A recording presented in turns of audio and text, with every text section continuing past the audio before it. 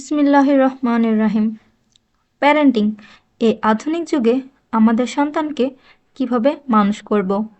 আমির জামান, নাজমা জামান। সন্তান প্রতিপালনে সূরা লুকমান এর উপদেশাবলী এবং শিশুদের প্রতি নবী মুহাম্মদ সাল্লাল্লাহু আলাইহি ওয়াসাল্লামের ভালোবাসার দৃষ্টান্ত। চ্যাপ্টার 13।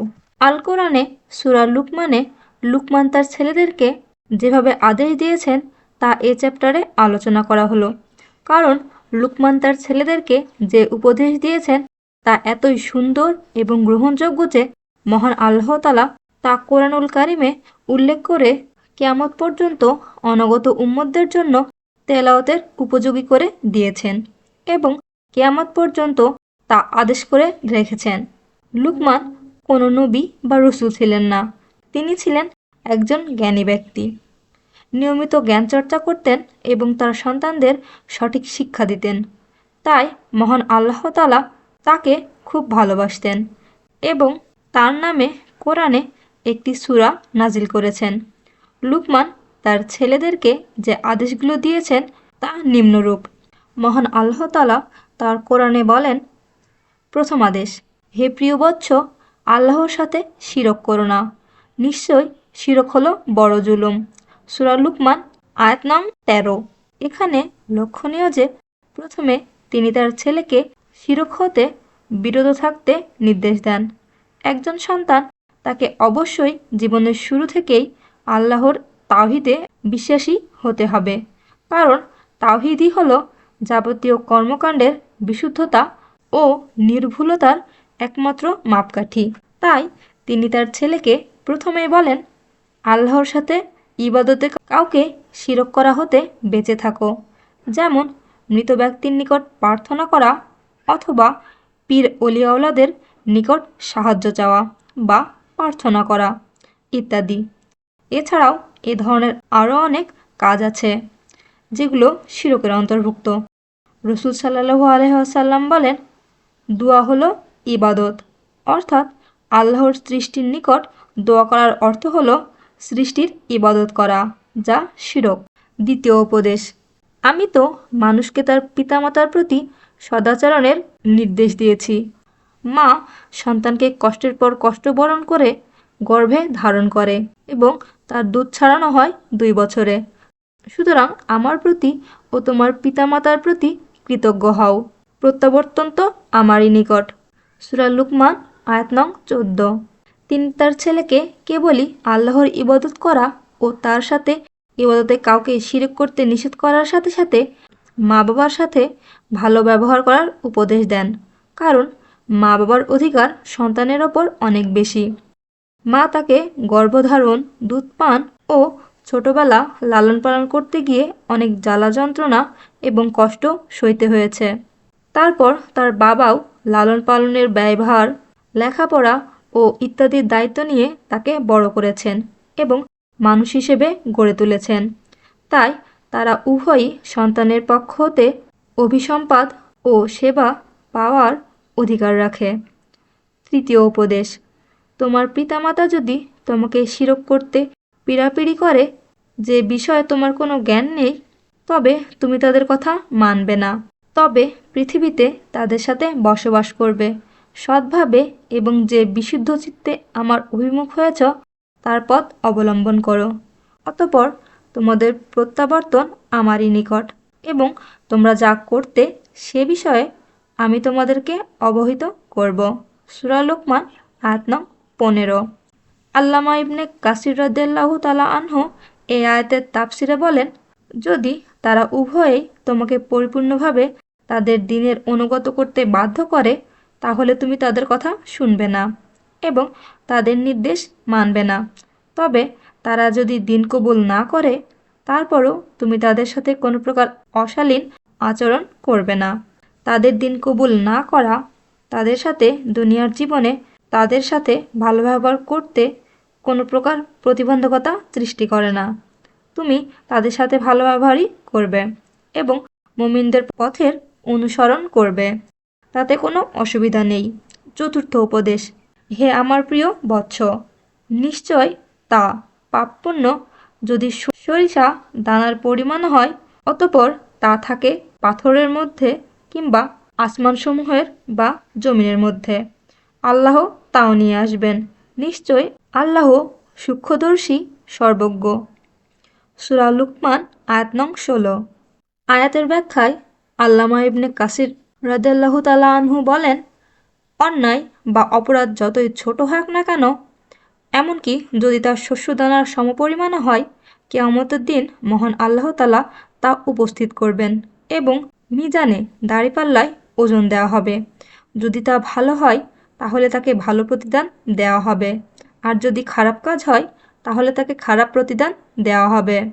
পঞ্চম উপদেশ, হে আমার প্রিয় বৎস, সালাত কায়েম করো। সূরা লুকমান আয়াত নং 17।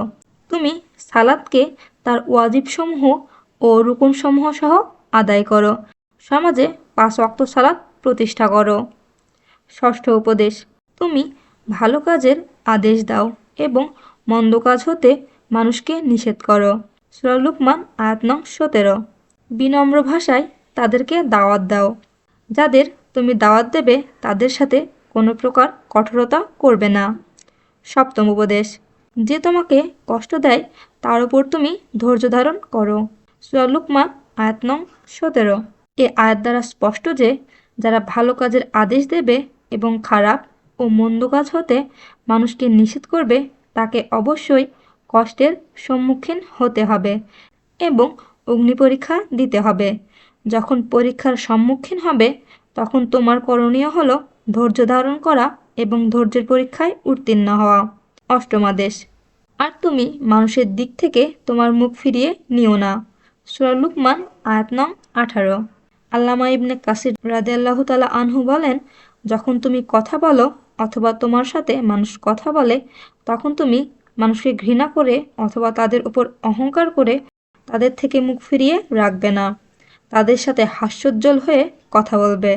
তাদের জন্য উদার হতে হবে এবং তাদের প্রতি বিনয়ী হতে হবে। নবম উপদেশ, অহংকার ও হঠকারিতা প্রদর্শন করে জমিনে হাঁটাচলা করবে না। সূরা লুকমান আয়াত নং 18। কারণ এ ধরনের কাজের কারণে আল্লাহ কাউকে পছন্দ করেন না।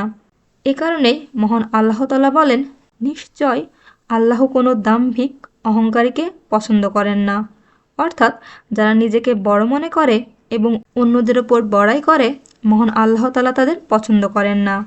দশম উপদেশ, আর তোমার চলার ক্ষেত্রে মধ্যপন্থা অবলম্বন করো। সূরা লুকমান আয়াত নং 19। খুব স্বাভাবিকভাবে চলাফেরা করতে হবে, খুব দ্রুত হাঁটা যাবে না, আবার একেবারে মন্থর গতিতেও না।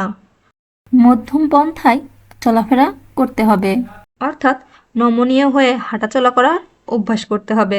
চলাচলে যেন কোনো প্রকার সীমালঙ্ঘন না হয়। একাদশতম উপদেশ, নরম সুরে কথা বলা। লুকমান তার ছেলেদেরকে নরম সুরে কথা বলতে আদেশ দেন। তোমার আওয়াজ নিচু করো, আর কথায় কথায় কোনো প্রকার বাড়াবাড়ি করবে না। বিনা প্রয়োজনে তুমি তোমার আওয়াজকে উঁচু করবে না। নিশ্চয় সবচাইতে নিকৃষ্ট আওয়াজ হলো গাধার আওয়াজ। সূরা লুকমান আয়াত নং 19।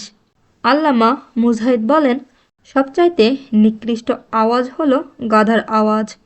অর্থাৎ মানুষ যখন বিকট আওয়াজে কথা বলে তখন তার আওয়াজ গাধার আওয়াজের মতো হয় এবং এ ধরনের বিকট আওয়াজ মহান আল্লাহ তাআলার নিকট একেবারেই অপছন্দনীয়। বিকট আওয়াজকে গাধার আওয়াজের সাথে তুলনা করা প্রমাণ করে যে বিকট শব্দে আওয়াজ করে কথা বলা নিষেধ, কারণ মহান আল্লাহ তাআলা এর জন্য একটি খারাপ দৃষ্টান্ত উপস্থাপন করেছেন। পূর্বের আয়াতগুলো থেকে শিক্ষা। 1. আয়াত দ্বারা প্রতীয়মান হয় যেসব কাজ করলে দুনিয়া ও আখিরাতের কল্যাণ নিশ্চিত হয়, বাবা তার ছেলেকে সে বিষয়ে উপদেশ দেবে। 2. উপদেশ দেওয়ার ক্ষেত্রে প্রথমে তাওহীদের ওপর অটল এবং অবিচল থাকতে হবে এবং শিরক থেকে বিরত থাকতে নির্দেশ দেবে, কারণ শিরক হলো এমন এক জুলুম বা অন্যায় যা মানুষের সমস্ত আমলকে নষ্ট করে দেয়। 3. প্রত্যেক ইমানদারের ওপর আল্লাহর শুকরিয়া আদায় করা ওয়াজিব। আল্লাহর শুকরিয়া আদায় করার পর সার্বিক গুরুত্বপূর্ণ ওয়াজিব হলো মা বাবার কৃতজ্ঞতা বা শুকরিয়া আদায় করা, তাদের সাথে উত্তম ব্যবহার করা, কোনো প্রকার খারাপ ব্যবহার না করা এবং তাদের উভয়ের সাথে সুসম্পর্ক বজায় রাখা। 4. আল্লাহর অবাধ্যতা হয় না এমন কোনো নির্দেশ যদি মা বাবা দিয়ে থাকে তখন সন্তানের ওপর তাদের নির্দেশের আনুগত্য করা ওয়াজিব, আর যদি আল্লাহর অবাধ্যতা হয় তবে তা পালন করা ওয়াজিব নয়। 5.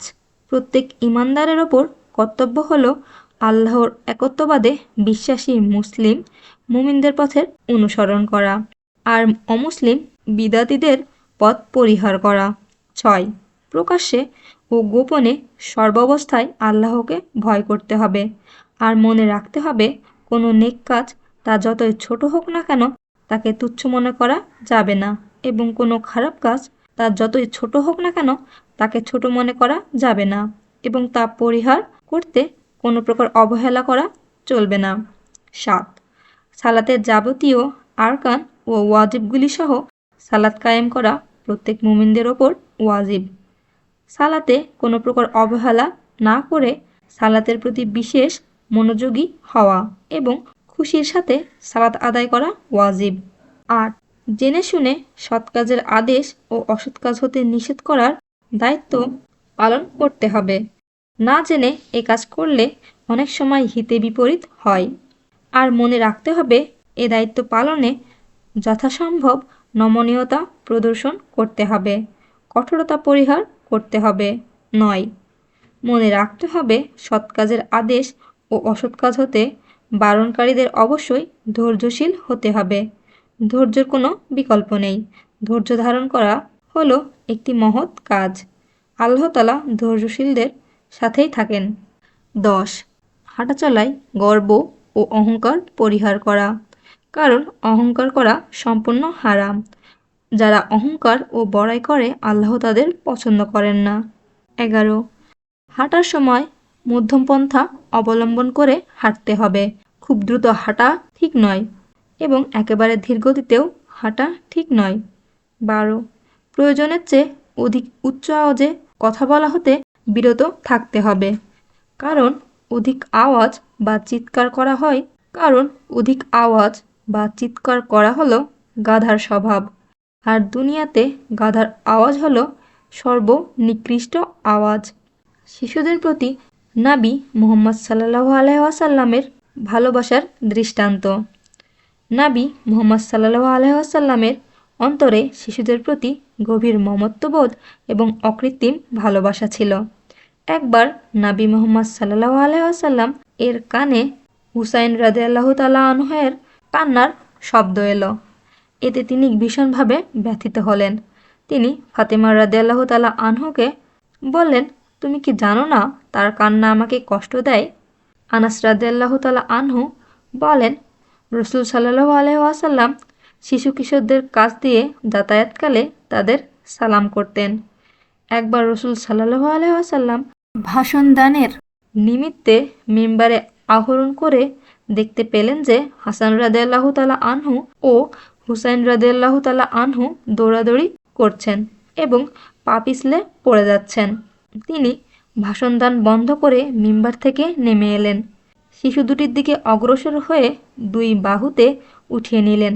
তারপর মিম্বারে আরোহণ করে বললেন, হে লোক সকল, তোমাদের ধন সম্পদ এক পরীক্ষার বস্তু, আল্লাহর এ বাণী সত্যই। একদিন রাসূল সাল্লাল্লাহু আলাইহি ওয়াসাল্লাম সালাত আদায় করছিলেন, আর তখন হাসান ও হুসাইন রাদিয়াল্লাহু তাআলা আনহু এসে তাকে সিজদারত অবস্থায় পেয়ে একেবারে পিঠে চড়ে বসলেন। তিনি সিজদা দীর্ঘায়িত করলেন, আর তারা পিঠ থেকে না নামা পর্যন্ত তাদেরকে নামিয়ে দিলেন না। রাসূল সাল্লাল্লাহু আলাইহি ওয়াসাল্লাম সালাম ফিরালে সাহাবাগণ জিজ্ঞেস করলেন, হে আল্লাহর রাসূল, আমরা লক্ষ্য করলাম যে আপনি সিজদা দীর্ঘায়িত করেছেন। তিনি উত্তরে বললেন, আমার নাতিদ্বয় আমাকে ঘোড়া বানিয়েছে, কাজেই তাদের তাড়াতাড়ি নামিয়ে দেওয়াটা আমার পছন্দ হয়নি। রাসূল করিম সাল্লাল্লাহু আলাইহি ওয়াসাল্লাম কখনো কখনো শিশুদের কান্নার আওয়াজ শুনতে পেলে সালাত সংক্ষিপ্ত করে দিতেন। আনাস রাদিয়াল্লাহু তাআলা আনহু বলেন, রাসূল সাল্লাল্লাহু আলাইহি ওয়াসাল্লাম এর তুলনায় সন্তানদের প্রতি অধিক স্নেহ মমতা পোষণকারী আমি কাউকে দেখিনি। তার পুত্র ইব্রাহিম রাদিয়াল্লাহু তাআলা আনহু মদিনার উচ্চস্থানে ধাত্রী মায়ের কাছে দুধ পান করতেন। তিনি প্রায়ই সেখানে যেতেন এবং আমরাও তার সঙ্গে যেতাম। তিনি ওই ঘরে যেতেন, অথচ সেই ঘরটি প্রায় ধোঁয়ায় আচ্ছন্ন হয়ে থাকত, কারণ ইব্রাহিমের ধাত্রী মায়ের স্বামী ছিলেন একজন কর্মকার। তিনি ইব্রাহিমকে কোলে তুলে নিতেন এবং আদর করে চুমু দিতেন, এরপর চলে আসতেন। বর্ণনাকারী বলেন, যখন ইব্রাহিম রাদিয়াল্লাহু তাআলা আনহু ইন্তিকাল করেন, তখন রাসূল সাল্লাল্লাহু আলাইহি ওয়াসাল্লাম বলেন, ইব্রাহিম আমার পুত্র, সে দুধ পানের বয়সে ইন্তিকাল করেছে, সুতরাং জান্নাতে তাকে একজন ধাত্রী দুধ পান করাবে। নবী সাল্লাল্লাহু আলাইহি ওয়াসাল্লাম বলেন, তোমরা তোমাদের সন্তানদের যত্ন নেবে এবং তাদের আদব কায়দা ও শিষ্টাচার শিক্ষা দেবে। নবী সাল্লাল্লাহু আলাইহি ওয়াসাল্লাম আরও বলেছেন, তোমরা শিশুদের ভালোবাসো এবং তাদের প্রতি দয়া প্রদর্শন করো। তাদের সঙ্গে কোনো ওয়াদা করলে তা পূরণ করো, কেননা তারা তোমাদেরকে তাদের রিজিক সরবরাহকারী বলে জানে। পরিশেষে বলা যেতে পারে, নবী সাল্লাল্লাহু আলাইহি ওয়াসাল্লাম এর অকৃত্রিম ভালোবাসা, স্নেহ, মমতা সবার জন্য নিবেদিত। তিনি শিশুদেরকে খুব ভালোবাসতেন, আদর করতেন, স্নেহ করতেন। কাজেই আমাদেরও শিশুদের প্রতি অকৃত্রিম ভালোবাসা রাখা উচিত। ইবনে উমর রাদিয়াল্লাহু তাআলা আনহু বলেন, রাসূল করিম সাল্লাল্লাহু আলাইহি ওয়াসাল্লাম এর নেতৃত্বাধীন কোনো যুদ্ধে এক মহিলাকে নিহত অবস্থায় পাওয়া গেল।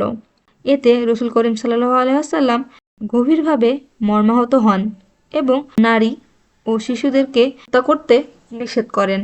তিনি শিশুদের এতটাই ভালোবাসতেন, অথচ আমাদের সমাজে শিশুরা কতই না অবহেলিত, বঞ্চিত, নির্যাতিত।